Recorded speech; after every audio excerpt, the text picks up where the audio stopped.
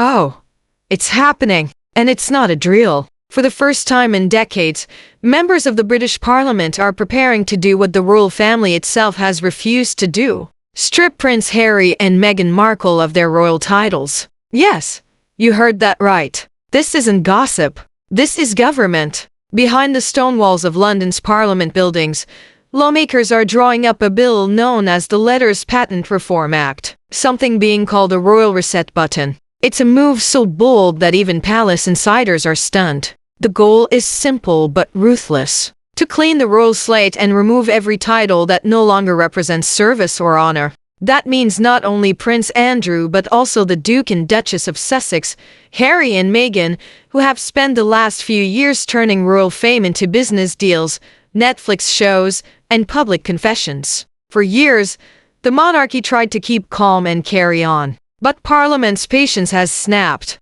As one insider put it, if you mock the crown, you don't get to profit from it. This isn't just a royal family drama anymore. This is a constitutional earthquake. Because when the government steps in to fix what the monarchy won't, it means something inside the system has finally broken. And the question now is simple. How did we get here? To understand what's happening now, we have to go back more than a century to the year 1917. Back then, King George V created a legal document known as the Letters Patent. It set the rules for who could be called a prince, a princess, or even have a royal title at all. It was the law that defined royal bloodlines, and it's still active today. But now, more than 100 years later, Parliament wants to rewrite that law for the modern world. One where titles aren't just inherited, they have to be earned through service, duty, and respect. Imagine that. The same rule that gave Archie and Lily the right to be called prince and princess could now be rewritten to take it away.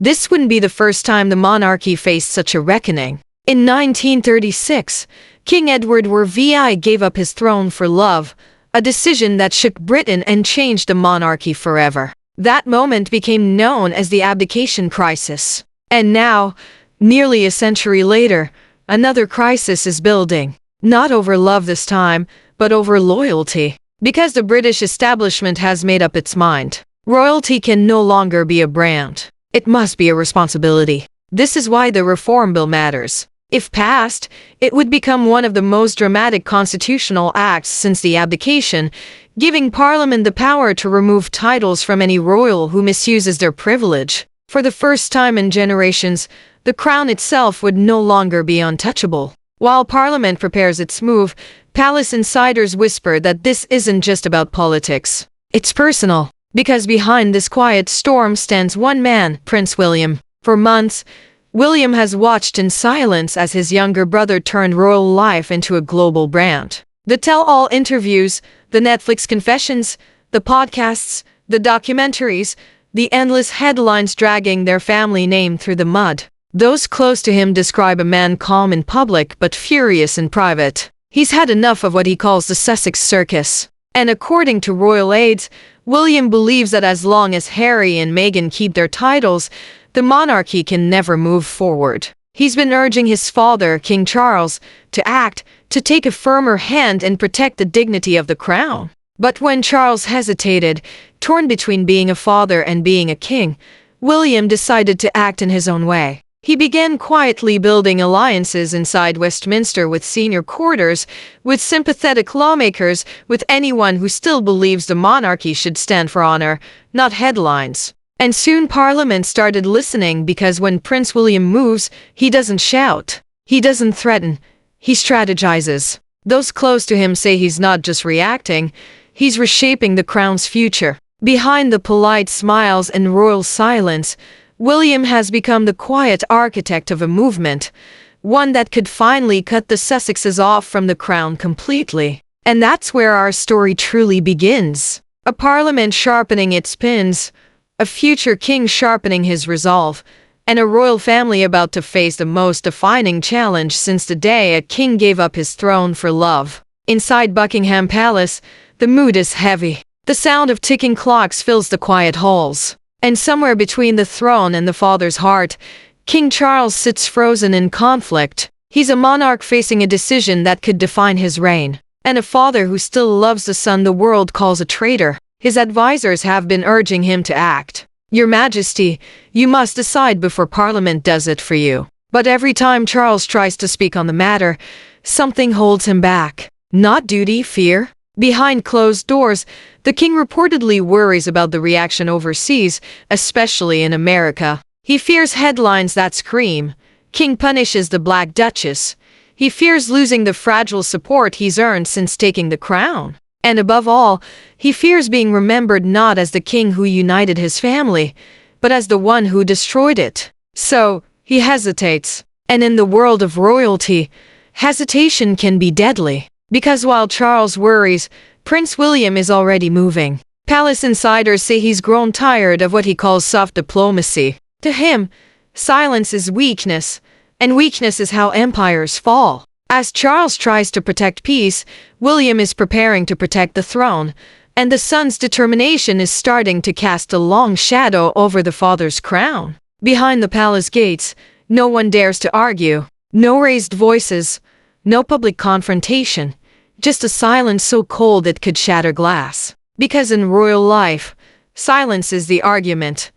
Across the Atlantic, in the quiet luxury of Montecito, Meghan Markle is living a different kind of nightmare. For years, her empire, the podcasts, the documentaries, the designer partnerships has revolved around one glittering word, Duchess. It's more than a title, it's her entire brand. And now that word is on the chopping block. When reports from London began to spread, Meghan's team reportedly called emergency meetings overnight. PR managers, lawyers, and strategists gathered around her as if preparing for a war. Because if the titles go, everything tied to them goes too. The prestige, the leverage, the power of her name. Some claim Meghan even went as far as legally using Duchess of Sussex as a surname in business filings, solidifying her royal identity in the world of contracts and trademarks. To her, royalty had become a brand, a symbol she built into her empire. But now Parliament is threatening to erase it with a single stroke of the pen. For Meghan, this isn't just a business loss. It's an identity crisis. She's built her entire public image around being the Duchess who walked away. But what happens when the crown she walked away from walks away from her? Inside her home, tension rises. Reports say she's rewriting her upcoming business plans to remove references to royal status, as if preparing for life without the crown. But every edit feels like erasing a piece of who she became. To the public, it's politics. To Meghan, it's personal. Because in her story, the title was the redemption, proof that she could belong even after leaving the palace behind. Now that proof is slipping away. Meanwhile, back in Britain, another man is struggling to hold on. Prince Harry, once the most loved royal in the world, he's now reportedly desperate, calling the palace again and again, trying to reach his father. Some describe his tone as pleading, others say it's guilt. But every call ends the same way, in silence. For Harry, the reality is setting in. Without his royal title, he's not a prince with a platform. He's just another celebrity with a story to sell. The speaking tours, the book, deals, the prestige, all of it tied to a single word, prince. And now that word might be gone. Friends say he's terrified of what comes next. Because without that identity, who is he? A soldier without a uniform, a royal without a realm. And when word reached him that Parliament's plans were moving forward, that even William had quietly supported them, he reportedly broke down in anger. But anger doesn't change the truth. The future king isn't budging. According to palace sources, William's response was ice cold. He made his choice. Now he has to live with it. That line says everything. To William, Harry is no longer a brother. He's a liability. And to the British establishment, Harry has become the symbol of a system that lost control. Inside the palace, aides describe Charles as torn apart. A king who can't be a father and a father who can't be a king. But outside those gates, the world sees no sympathy. In Parliament, Harry is Exhibit A, the prince who turned privilege into profit and left the crown looking like a prop. And that's where this battle stops being about politics and becomes about identity. Because now the monarchy isn't just questioning the Sussex's loyalty, it's questioning their very right to call themselves royal at all. The palace has never been louder in its silence. There are no meetings, no outbursts, No arguments echoing down those royal corridors. Only a cold stillness that says more than words ever could. Behind those gilded walls, the heir and the king no longer speak of the Sussex issue. There is nothing left to debate. The decision has already left the palace. It now sits in the hands of Parliament. And that's something even the Crown can't control. Lawmakers have been calling it a constitutional spring cleaning. But to those inside Buckingham Palace, it feels like an execution in slow motion. The Royal Reform Bill is nearly complete. Its purpose to wipe away every controversial title that stains the Crown's image. Prince Andrew, the York sisters, and of course, Harry and Meghan, all listed for review, all facing the possibility of erasure. For King Charles, it's humiliation. For William, it's justice. He stopped waiting for his father's command and started leading in his own quiet way. The courtiers see it now, the shift of power. The heir became the hammer. One insider reportedly said, doing what the king couldn't to save what the king wouldn't. And just like that, the royal chessboard changes. The players remain silent, but their moves speak volumes. Because in this family, silence isn't peace. It's the sound of history turning. Across the ocean, the news reaches California. And for Meghan, this is where the story becomes unbearable. Because it's no longer just about her, it's about her children. Archie and Lilat, the two little royals who have spent more time under the California sun than British reign, are suddenly at the center of a constitutional firestorm. Parliament's new draft cites the 1917 letters patent, the same one written by King George V, to argue that royal titles should only belong to those who live in and serve the United Kingdom. In simple terms, no crown for California kids. For Meghan, that line cuts deep.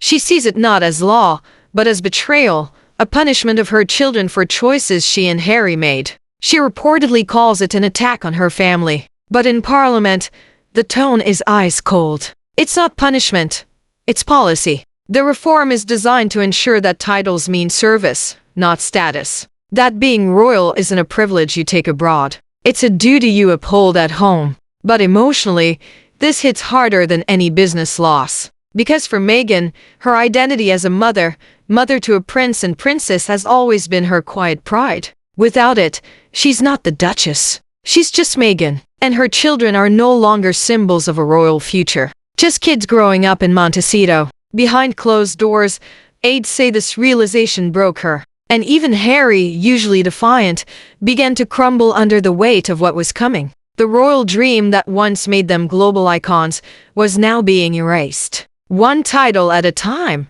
As the sun rises over Westminster, the golden light spills across the Parliament buildings. Calm, proud, and changed. The monarchy has been rewritten. For the first time in modern history, the crown has been forced to evolve, not by royal decree, but by the will of government and the hand of a future king. Harry and Meghan's titles are gone. Their story now belongs to history. But what remains is something far more powerful. The message that even royalty must now answer to accountability. The age of untouchable crowns is fading, and a new era, one built on merit, not birthright, is beginning to rise. King Charles can finally move forward, though the cost weighs heavily on his heart. William stands taller, knowing that he's restored strength to the family name. And somewhere across the Atlantic, Meghan and Harry are left to rebuild, not as royals, but as themselves. In the end, this was never just about titles. It was about identity, power,